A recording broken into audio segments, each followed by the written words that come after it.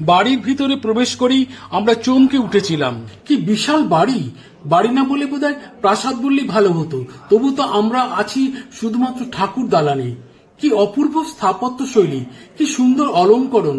মাঝখানে একটি চৌকো উঠোন আর তার চারপাশে দোতলা বাড়ি, যার একদিকে রয়েছে অপূর্ব বেলজিয়াম কাঁচ দিয়ে মিনে করা ও পঙ্খের কাজ করা সারি সারি থামযুক্ত ঠাকুর দালান। আপনারা দেখছেন সেই অপূর্ব অলঙ্করণযুক্ত ঠাকুর দালানটি। আপনাদের আগেই জানিয়েছি যে ঠাকুর দালানটিতে মিনে করা কাজ ও পঙ্খের কাজ রয়েছে, আর এই মিনে করা কাজের ক্ষেত্রে কিন্তু রঙিন বেলজিয়াম কাঁচের টুকরো ব্যবহার করা হয়েছে। আপনারা দেখছেন যে সেই নাম না জানা সুদক্ষ শিল্পী তার সুনিপুণ হাতের কাজের ছাপ রেখে গেছেন তার অসাধারণ শিল্পকর্মে। আর যিনি এই কাজটি করিয়েছেন শিল্পীকে দিয়ে, তার রুচিবোধ ও সাংস্কৃতিক মনস্কতা যে অত্যন্ত উঁচু মানের তা বলার অপেক্ষা রাখে না। আপনারা দেখছেন সেই সব মনোমুগ্ধকর শিল্পকর্ম, যা কোনো ভাষা দিয়ে তার প্রশংসা করা যাবে না। শুধু মুগ্ধ নয়নে দেখতে হবে সেই সব অপরূপ শিল্পকর্ম। এখানে প্রতি বছর ধুমধাম সহকারে দুর্গাপুজো ও জগদ্ধাত্রী পুজো ইত্যাদি হয়ে থাকে। এই বাড়িটির পোশাকি নাম ইন্দ্রালয়, কারণ জমিদার ইন্দ্রনাথ বন্দ্যোপাধ্যায় এই সুদৃশ্য বিশাল জমিদার বাড়িটি তৈরি করেছিলেন, যার জীবনটা ছিল বড়ই ঘটনাবহুল। একেবারে ছোটবেলা থেকে আমৃত্যু পর্যন্ত সেই কাহিনী বড়ই রোমাঞ্চকর, বিস্ময়কর এবং বহুমুখী। তার জন্ম হয়েছিল 1849 সালের 18ই মে পূর্ব বর্ধমান জেলার পাণ্ডু গ্রামে মামার বাড়িতে। তার পৈতৃক বাড়ি ছিল এই গঙ্গাটিকড়ি গ্রামে।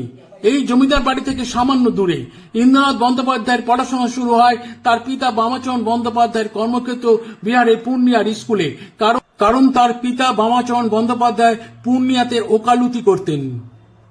বামাচরণ বন্দ্যোপাধ্যায় 3 পুত্রের মধ্যে ইন্দ্রনাথ ছিলেন মধ্যম পুত্র, কিন্তু মাত্র 9 বছর বয়সে পিতৃহারা হয়ে তারা চলে আসেন গঙ্গাটিকড়ি গ্রামে। কিন্তু তার পড়াশোনা থেমে থাকেনি। প্রথমে কৃষ্ণনগর কলেজিয়েট স্কুল এবং বীরভূমের গভর্নমেন্ট স্কুলে পড়াশোনা করার পর ভাগলপুরের গভর্নমেন্ট স্কুল থেকে তিনি এন্ট্রান্স পাস করেন। শোনা যায় ইন্দ্রনাথের প্রথম জীবন যেহেতু বিহারের পূর্ণিয়াতে কেটেছিল, সেই জন্য এখানে আসার পর বাংলা ভাষা নিয়ে তার একটু সমস্যা হয়েছিল, কিন্তু পরবর্তীকালে তিনি হয়ে উঠেছিলেন বাংলা সাহিত্যের এক উজ্জ্বল নক্ষত্র। ফিরে যাই আগের কথায়। এন্ট্রান্স পাস করার পর তিনি প্রথমে ভর্তি হন প্রেসিডেন্সি কলেজে, কিন্তু শারীরিক ও পারিবারিক কারণে হুগলি কলেজ হয়ে কলকাতার ক্যাথিড্রাল মিশন কলেজ থেকে 1869 খ্রিস্টাব্দে বিএ পাস করেন। এরপর কিছুকাল তিনি বীরভূমের হেতমপুর ও বর্ধমানের ওকরসা স্কুলে প্রধান শিক্ষকতা করেন। 1871 সালে বিএল পাস করার পর কলকাতা হাইকোর্ট সহ পূর্ণিয়া ও দিনাজপুর প্রভৃতি জেলা কোর্টে ওকালতি শুরু করেন। কিছুদিনের জন্য তিনি মুন্সেফের কাজও করেছিলেন। অবশ্য আইন পাস করার আগেই শুরু হয়ে যায় তার সাহিত্য জীবন। সেটা ছিল 1870 সাল। ব্যঙ্গ রচনা দিয়েই তিনি তার সাহিত্য জীবন শুরু করেছিলেন। তার প্রথম ব্যঙ্গ রচনা ছিল উৎকৃষ্ট কাব্যম। ক্রমশ তিনি হয়ে উঠেছিলেন বাংলা সাহিত্যের অন্যতম হাস্যরস ও ব্যঙ্গ রচনাকার। সাহিত্য জীবনের কথা পরে বলছি, এখানে আগে বলিনি আইনজীবী হিসেবে তার উল্লেখযোগ্য কিছু ঘটনার কথা, যা পরবর্তীকালে তার জীবনের মোড় ঘুরিয়ে দিয়েছিল। তাঁর পিতা বামাচরণ বন্দ্যোপাধ্যায় আইনজীবী হিসেবে বিহারের পূর্ণিয়াতে খুব একটা সফল হতে পারেননি। প্রথম জীবনে ইন্দ্রনাথ বন্দ্যোপাধ্যায়ের অবস্থা ছিল তার পিতার মতো, কিন্তু পরবর্তীকালে আইনজীবী হিসেবে তার জীবনের অধ্যায়টা সম্পূর্ণ পাল্টে যায়। সেটা সম্ভবত 1878 থেকে 80 সালের মধ্যে। বর্ধমানের মহারাজা তখন ছিলেন মহাতাব চাঁদ। ইন্দ্রনাথ বন্দ্যোপাধ্যায় বর্ধমান রাজবাড়ির হয়ে একটা জটিল কেসে মামলা লড়ে জিতে গিয়ে তিনি রাতারাতি সকলের দৃষ্টি কেড়ে নিয়েছিলেন। বিখ্যাত হয়ে গিয়েছিলেন তিনি বর্ধমান রাজ এস্টেটের পারিবারিক আইনজ্ঞের পদে বহাল হন এবং আমৃত্যু তিনি সেই পদে বহাল ছিলেন। বর্ধমান রাজ আফতাব চাঁদ বিজয় চাঁদ মহাতাবের খুব ঘনিষ্ঠ ছিলেন তিনি। পুরস্কার স্বরূপ তিনি পেয়েছিলেন বর্ধমানের অধিষ্ঠাত্রী দেবী সর্বমঙ্গলা মন্দিরের কাছেই এক বিশাল অট্টালিকা। কৃতজ্ঞতা স্বরূপ বর্ধমানের রাজাদের বদান্যতায় তিনি কিনে নিয়েছিলেন রানীগঞ্জের দুটি কলিয়ারি।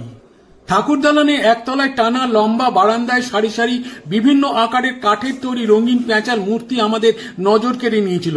এই মূর্তিগুলো যেমন একদিকে ছিল নান্দনিক, তেমনই ছিল আকর্ষণীয়। এবারে আরেকটি বারান্দায় আমরা দেখতে পেয়েছিলাম রাধাকৃষ্ণের যুগল মূর্তি আর তার পাশে একটা নারী মূর্তি। এবার সেই তিনটি মূর্তি আপনাদের দেখাচ্ছি, দেখুন কি সুন্দর অপূর্ব এই শিল্পকর্ম। ফিরে যাই ইন্দ্রনাথ বন্দ্যোপাধ্যায়ের কথায়। ইন্দ্রনাথের জীবন যে কতটা বৈচিত্র্যময় ও বর্ণময় তা তার সম্পর্কে যত চর্চা করা যাবে ততই মুগ্ধ হতে হবে। দক্ষ আইনজীবী হিসেবে তার সুনাম ছড়িয়ে পড়েছিল চতুর্দিকে। শোনা যায় ঝরিয়ার মহারাজার এক ঘনিষ্ঠ আত্মীয়র ফাঁসির আসামিকে তিনি বেকসুর খালাস করে এনেছিলেন। কৃতজ্ঞতা স্বরূপ ঝরিয়ার মহারাজা তাকে প্রচুর অর্থ দিয়েছিলেন এবং 5টি কলিয়ারি কিনতে সাহায্য করেছিলেন। এরপর তিনি গঙ্গাটিকুড়ি গ্রামে এবং তার আশেপাশের কয়েকটি জমিদারি কিনে নিজেকে জমিদার হিসেবে প্রতিষ্ঠা করেছিলেন।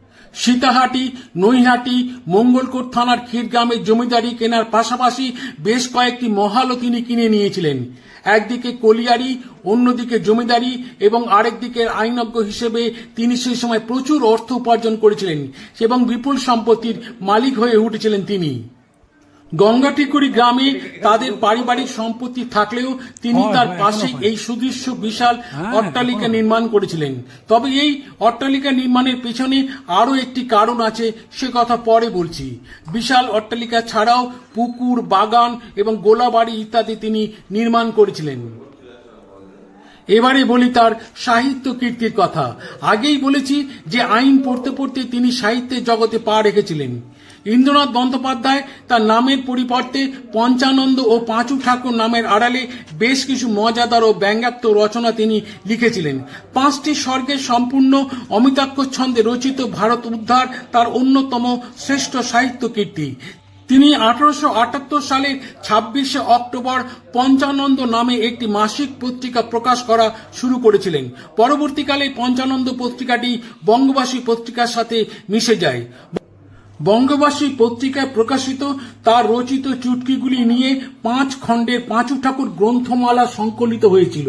তার সাহিত্য প্রতিভা দেখে স্বয়ং বঙ্কিমচন্দ্র বলেছিলেন হ্যালির ধূমকেতু। তিনি জমিদার বা কলিয়ারির মালিক হলেও তিনি ছিলেন একজন স্বদেশ প্রেমী এবং ব্রিটিশ বিদ্বেষী। তার স্বদেশ প্রেমের আলোকবর্তিকা তিনি সঞ্চারিত করেছিলেন তার পুত্র কেদারনাথের মধ্যে। সে গল্প পরে শোনাচ্ছি। তার আগে চলুন এই বন্দ্যোপাধ্যায় পরিবারের এক উত্তর পুরুষের কাছ থেকে ইন্দ্রনাথ বন্দ্যোপাধ্যায় এবং তাদের পরিবার সম্পর্কে কিছু কথা জেনে নিই। জমিদার বাড়ি দেখতে এসে সেই জমিদার বাড়ির উত্তর পুরুষের কাছ থেকে জমিদার পরিবারে কিছু কথা শুনতে পাওয়া একটা সৌভাগ্যের ব্যাপার। আমাদের সেই সৌভাগ্য হয়েছিল। এটা একটা ট্রাস্ট প্রপার্টি। Trust property. আমি হচ্ছি পাওয়ার অফ অ্যাটর্নি হোল্ডার এখন। আচ্ছা, এবং আমি সব দেখাশোনা করি এখন। আপনার নামটা একটু যদি বলেন। শক্তিনাথ বন্দ্যোপাধ্যায়। আপনি এই ইন্দ্রনাথ বন্দ্যোপাধ্যায়ের কততম পুরুষ? পঞ্চমতম পুরুষ। পঞ্চম পুরুষ। আচ্ছা, একটুখানি বলুন বাড়ির সম্পর্কে। বাড়ি সম্পর্কে ইন্দ্রনাথ বন্দ্যোপাধ্যায় রসসাহিত্যিক ছিলেন। পঞ্চানন্দ নাম ছিল। হ্যাঁ, ছদ্মনাম পঞ্চানন্দ। এই আমি ওনার বাড়ি এই পাশেই আছে। আমি সেটাই জিজ্ঞেস করছিলাম, উনি জানেন না সেটা। এই যে আর একটা দুর্গাপুজো, ওদের বাড়ি পৈতৃক বাড়িতে দুর্গাপুজো হয়। ওটা তো প্রথম হয়েছিল বোধ হয়। তারপরে এখানে চোংদার বাড়ির এখন ওনার বড় ছেলে বিয়ে দিয়েছিলেন চোংদার বাড়িতে। হ্যাঁ, চোংদার বাড়িতে বিয়ে দেওয়ার পর তাদের বাড়ি খুব অনেক বড় বাড়ি। আমি দেখেছি। দেখেছেন তো? আমি দেখে এসেছি। অনেক বড় বাড়ি। হ্যাঁ, ওইটা তো ওইখানে বিয়ে দেওয়ার পর বড় ছেলের বৌমা যিনি এলেন, হ্যাঁ হ্যাঁ, এখানে এসেছিলেন ইন্দ্রবাবু তো পৈতৃক বাড়ি পেয়েছিলেন। হ্যাঁ, ওরা 4 ভাই ছিলেন। হ্যাঁ, তো দুখানা করে ঘর পেয়েছিলেন, 4খানা করে ঘর পেয়েছিলেন। তো বড় বৌমার খুব অসুবিধা হয়েছিল। উনি বলেছেন ইয়েতে আর কি, যে আমার কি বাড়িতে বাবা বিয়ে দিল, আমার এত বড় বাড়ি আমাদের ছিল, একটা ছোট্ট বাড়িতে এসে পড়লাম, এরকম একটা আফসোস করেছে। ওটা শোনার পর উনি ওরা ছোট ছেলের নাম ছিল অতীন্দ্রনাথ। আচ্ছা। আর বড় ছেলে সতীন্দ্রনাথ। আচ্ছা, ইন্দ্রনাথ বন্দ্যোপাধ্যায়ের।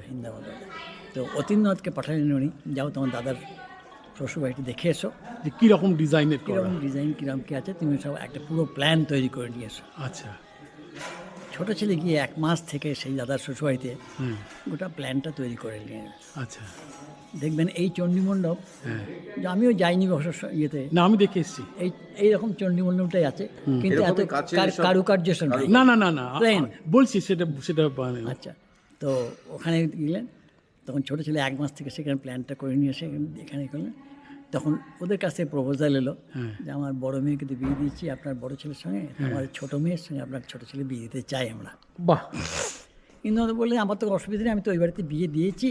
ন্যাচারালি সেখান থেকে আবার 2 নতুন ভাইয়ের সঙ্গে 2 বোনের বিয়ে হয়ে গেল। আচ্ছা, এইটা হলো। তারপরে ছোট ছেলে দাঁড়িয়ে থেকে এই বাড়ি তৈরি করলেন। মানে ছোট ছেলে অতীন্দ্রনাথ। অতীন্দ্রনাথ বন্দ্যোপাধ্যায় এই বাড়িটা তৈরি করেছেন, ইন্দ্রনাথ বন্দ্যোপাধ্যায় তৈরি করেননি, তাই হ্যাঁ, তো? ইন্দ্রবাবু তৈরি করেছে। ইন্দ্রবাবু তো বেঁচে। হ্যাঁ, ইন্দ্রবাবু তখন বর্ধমানে কোর্টে প্র্যাকটিস করেন, আচ্ছা, লয়ার ছিলেন। জানি উনি তো পেশায় আইনজীবী ছিলেন। তো সেই জন্য ছোট ছেলে এখানে দাঁড়িয়ে থেকে তো বাড়িতে দাঁড়িয়ে থেকে তৈরি করেছেন। তৈরি করেছে।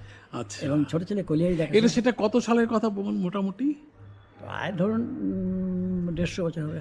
1850 কাছাকাছি, 150 বছর হবে। 150 বছর। মানে শেষ মানে যা আমরা দেখতে পাচ্ছি এটা শেষ 1850 সালে তৈরি। এরপরে তো সংস্করণ করা হয়েছে। সে তো পরে হয়েছে, পরে হয়েছে। গোটা বাড়িটাই মানে তৈরি হয়েছে ওনারই ওই সময় ওই তত্ত্বাবধানে 150 ওনার, বছর। 1850 সালে। আচ্ছা, আপনারা এখন এই বাড়িতেই থাকেন? আমরা এই বাড়িতে থাকি। আচ্ছা, সব প্রত্যেকের বাইরে বাইরে ফ্ল্যাট আছে, সব কিছু আছে, সব আছে। হ্যাঁ, আমারও কিন্তু আছে। মূল শেকড়টাই বাড়িতে রয়েছে। গোটাই বাড়িতে। এই যে বললেন না নাগের বাজারে, হ্যাঁ। আমার দন্দন ক্যান্টনমেন্টে ফ্ল্যাট আছে আমার। আচ্ছা, আমার নাগের বাজারের বাড়ি। নাগের বাজারে আছে। আচ্ছা আচ্ছা আচ্ছা। তো এখানে আপনি এখানে বছরে কতদিন থাকেন? প্রায় বলতে সারা বছরই থাকি। এই যে আমি 1 বছর এখন ফ্ল্যাটে যাই নাই। হ্যাঁ, আপনি বলছিলেন 6 মাসে একবার বা 6 মাসে একবার কি বছরে একবার বছরে যাই। একবার যান উনি। তালাবন্ধই থাকে আমার। এখানে কটা ঘর নিয়ে থাকেন? সব মানে সব কটা ঘরই তো আপনার এখন? না তা নয়, আরো সব ভাই আচ্ছা, আছে, ভাই আছে। মানে আমার ইন্দ্রবাবু যে মানে অতীন্দ্রবাবু যে ছিলেন শিবনাথ বন্দ্যোপাধ্যায়, উনি ছিলেন এখানে কাটা অনারি ম্যাজিস্ট্রেট ছিলেন, 32 বছর অনারি ম্যাজিস্ট্রেট ছিলেন। আচ্ছা, প্লাস কলিয়ারি মালিক, জমিদারি ফৌজদারি সবই জমি- আছে, জমিদারি, 35 হ্যাঁ, পেয়েছেন যেমন সব। ছিল আর কি। উনি সবই জানেন। এবং উনি এখানকার সবাই অনেকে ইন্দ্রবাবুর নামটা জানে না এখানে, কেন সেই আমলের লোক তো নাই। না, সেই যারা পড়াশোনা করে এই এখানে তারা জানে, সাহিত্য নিয়ে পড়াশোনা করে, গল্পের বই, তারা জানে। হ্যাঁ। কিন্তু আর এখানে জানে না সবাই। শিবনাথ বাবুর নাম সবাই জানে। আপনি শিবনাথ বাবু কে? ওই যে ইন্দ্রবাবুর নাতি। ইন্দ্রবাবুর ছেলে- ও ইন্দ্রবাবুর নাতি, মানে অতীন্দ্র বন্দ্যোপাধ্যায়ের ছেলে হচ্ছে সতীন্দ্র বন্দ্যোপাধ্যায় কোনো ছেলে ছিল না, না। মানে বড় ছেলে তো কোনো ছেলে বলে ছিল একটা না। মেয়ে ছিল খালি। হ্যাঁ। এই বহরমপুরে বিয়ে হয়েছে। অতীন্দ্র বাবুর একটি ছেলে ছিল। 4টে ছেলে ছিল। ও 4টে ছেলে। 3টে মারা গেছে। শিবনাথ। ওই জন্যই কথাটা ওইভাবে বলা হয়। দেখবেন আপনি এখানে জিজ্ঞেস করবেন সবাই যে কোথায় যাবেন, শিববাবু বাড়ি যাবেন, এটা সবাই বলবে, আর কারোর নাম বলবে না। কিন্তু মানে উনি খুব পপুলার আর কি, শিববাবু। বললাম না, ওনাকে সবাই দেখেছে, জানে তো। উনি মারা গেছেন, তাও 50 বছর হলো মারা গেছেন, তবু তবু জানে ওর শিববাবু বাড়ি বলে জানে। উনি অনারারি ম্যাজিস্ট্রেট ছিলেন কাটোয়া হাইকোর্ট। আচ্ছা, এই পুজোটা কত দিনের আপনাদের? ওই বাড়ি যখন হয় তখন থেকে। ওই 150 বছর। পুজো হচ্ছে। আর সেই যে এখানে বললাম না পৈতৃক পুজো ওখানে হতো বলে তারপরে না না, উনি সমস্ত পৈতৃক বাড়ি, পৈতৃক জমি জমা সমস্ত সব ছেড়ে দিলেন। খালি দুর্গাপুজোও ছেড়ে দিলেন, জগৎপুর সেরকম সব তোরা কর, আমি ছেড়ে দিলাম। খালি উনি ওখানে নিত্য নারায়ণটা আছে। এখানে যদিও নিত্য নারায়ণ এখানে প্রতিষ্ঠা করেছিলেন, আচ্ছা আচ্ছা সেটা তো এখন আছে। আচ্ছা, ওখানে যে নিত্যনারায়ণ আছে ওনার যে অংশে, সেই নারায়ণ এখানে এসে পুজো হয়। ওইটা আমার এই অধিকার থাকলো, আর অধিকার থাকলো এখানে বলিদান আছে, ওখানে বলিদান আছে। এখানকার যে মানে বলিদান যে হবে, এখানকার যে লোক গিয়ে ওখানকার মাথার মাথা ধরবে তবে বলিদান হবে। মানে এই অধিকারটা আমার থাকলো খালি, যে আমি যে ওই বাড়ির ছেলে, এইটাই অধিকার থাকলো। আচ্ছা আচ্ছা এই বলে উনি অধিকারটা রেখেছেন। আচ্ছা, আরেকটা যে গল্প শুনেছিলাম ইন্দ্রনাথ বন্দ্যোপাধ্যায়ের যে ব্যাপারটা, আপনার মুখেই শুনেছিলাম যে এক ভদ্রমহিলা 4 সন্তানকে নিয়ে এসেছিলেন। এই বাড়িটা তৈরি ওইভাবে করেছে, ওইভাবে তৈরি করে। একটু গল্পটা শুনি না আপনার মুখ থেকে। মানে ইন্দ্রবাবু এখানে উদ্যানপুরের ঘাট বলে একটা, উদ্যানপুরের ঘাট, হ্যাঁ, ওনার পাশে একটা নৈহাটি বলে জায়গা আছে, গ্রাম আছে। হ্যাঁ, নৈহাটি গ্রাম আছে এখানে একটা। সেখানে নীলকুঠি টিলকুঠি সব ছিল। আচ্ছা তো উনি ওই মালটা কিনেছিলেন। আচ্ছা কেনার পর ওই নীল চাষিদের সঙ্গে ওনার ভাইকে দেখতে দিয়েছিলেন। আচ্ছা ভাই এখন 4 ভাই, তো এক ভাই রোজ সকালে ঘোড়া নিয়ে যেত বন্দুক নিয়ে, গিয়ে ওখানে দেখাশোনা করতেন, আবার বিকেলে চলে আসতেন। ওদের হলো কি, ওই নীল সাহেবদের সঙ্গে চাষিদের লেগে গেল, ঝগড়া লেগে গেল, নীল বিদ্রোহ যেটা বলে। হ্যাঁ, কিন্তু তখন এরা ওই জমিদারকে বললো যে আমরা তো নীল চাষ করে খেতে পাবো না, ধান চাষ করতে দেয় না, নীল চাষ করতে হবে, এই কথা এরকম করে। তখন উনি অবজেকশন করে দিলেন সাহেবদিকে, নীল চাষ করা চলবে না। সাহেবদের সঙ্গে গোলমাল হলো, ঝগড়াটি অনেক কিছু হলো। তখন উনি একদিন ঘোড়ায় গেল, আর উনি আর ফিরলেন না, ঘোড়া চলে এলো, আর সঙ্গে গাদা বন্দুক থাকতে বন্দুক ফেরত চলে এলো। আচ্ছা, কেউ কেউ বললো সাহেবরা মেরে মাটির তলায় পুঁতে দিয়েছে, কেউ কেউ বললে সন্ন্যাসী হয়ে চলে গেছে। আচ্ছা। আমাদের ধারণা যে সাহেবরা মেরে ফেলে দিয়েছে। আচ্ছা, এটা এটা কার কথা বলছেন? ইন্দ্রবাবুর ভাইয়ের কথা, ইন্দ্রনাথ বাবুর ভাইয়ের কথা। ওনার নামটা কি? কেদারনাথ বন্দ্যোপাধ্যায়। কেদারনাথ বন্দ্যোপাধ্যায়। ছোট ভাই, একদম ছোট মানে ভাই। ওনার অন্তর্ধানটা রহস্যময়, রহস্য। মানে মৃত্যু হয়েছে কি ওনার আর পাওয়া যায়নি বডি। এখনো অবধি সেটাই এরকম।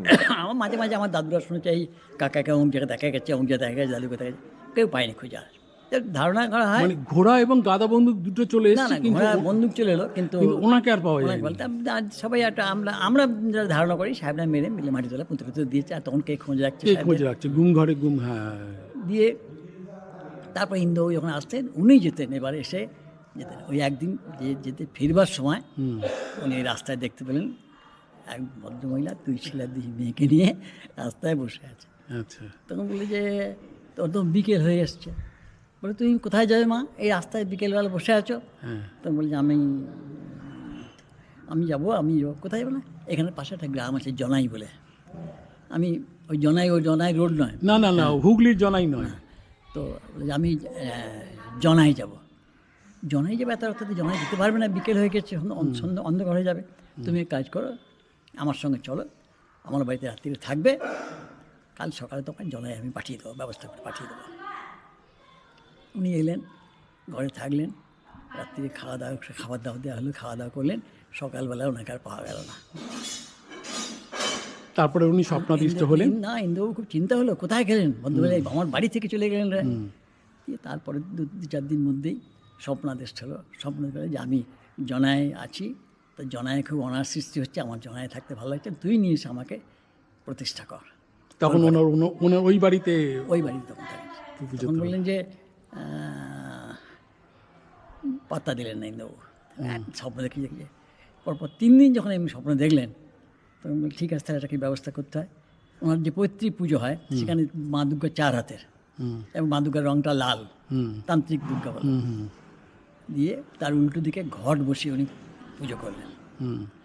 3 বছর পুজো করলেন। 3 বছর পরে এই বাড়ি যখন তৈরি হলো, এই বাড়িতে নিয়ে এসে মা দুর্গা প্রতিষ্ঠা করে। এখানে কি মা দুর্গা দশভুজা? হ্যাঁ, এখানে যেমন দুর্গা হয় তেমনি। আর ওনার বাড়িতে যেটা মূল পুজোটা হতো সে 4 হাত, আর গায়ের রং হচ্ছে কমলা, মানে ওই আমাদের শিউলি ফুলের যে বোটার কালারটা, যে রংটা, সেই রংটা বোধ হয় একদম লাল, একদম লাল বর্ণ। আচ্ছা। তো এই যে লাল বর্ণ, এটা কি উনি কল্পনা করেছিলেন নাকি? এসব ইন্দ্রবাবুদের পৈতৃক পুজোটা, বুঝতে পারছেন। তখন কি হয়েছে কি জানি না অত আমরা। তান্ত্রিক মতে পুজো হতো। কী পুজো হঠাৎ কথা তখন যারা যা ভেবেছেন। এই যে আমাদের এখানে অনেক কিছু আছে, বলিদান হয় এখানে, কিন্তু আপনাদের আবার নারায়ণশিলা আছে। নারায়ণশিলা থাকা সত্ত্বেও অন্যদিকে আছে, অন্য জায়গায় আছে। এই বাড়িতে আছে, অন্য জায়গায় আছে। নারায়ণশিলা, লক্ষ্মীঘর সবই আছে। আচ্ছা। তো এখানে যে অনেক কিছু উনি তখন সব উনি ফাটপাড়া থেকে অনেক পণ্ডিত আনিয়ে করে সব করে এই পুজো করেছেন। দিয়ে কোনো জায়গায় দেখবেন অষ্টমীর বলিদান নাই, আমাদের অষ্টমী। বন্ধুরা, শক্তিনাথ বাবুর সাথে সাক্ষাৎকার নেবার একেবারে শেষ পর্যায়ে আমার ক্যামেরাটি আমার সাথে ছলনা করার জন্য সাক্ষাৎকারের শেষ অংশটুকু আর রেকর্ডিং করতে পারিনি, এমনকি বাড়ির অন্যান্য অংশের ছবিও তুলতে পারিনি। এই জন্য আমাকে আপনারা নিজ গুণে মার্জনা করে দেবেন, আমি আপনাদের কাছে ক্ষমা প্রার্থী। আজকের ভিডিও এখানেই শেষ করছি। সবাই খুব ভালো থাকবেন, সুস্থ থাকবেন, আনন্দ থাকবেন। নমস্কার।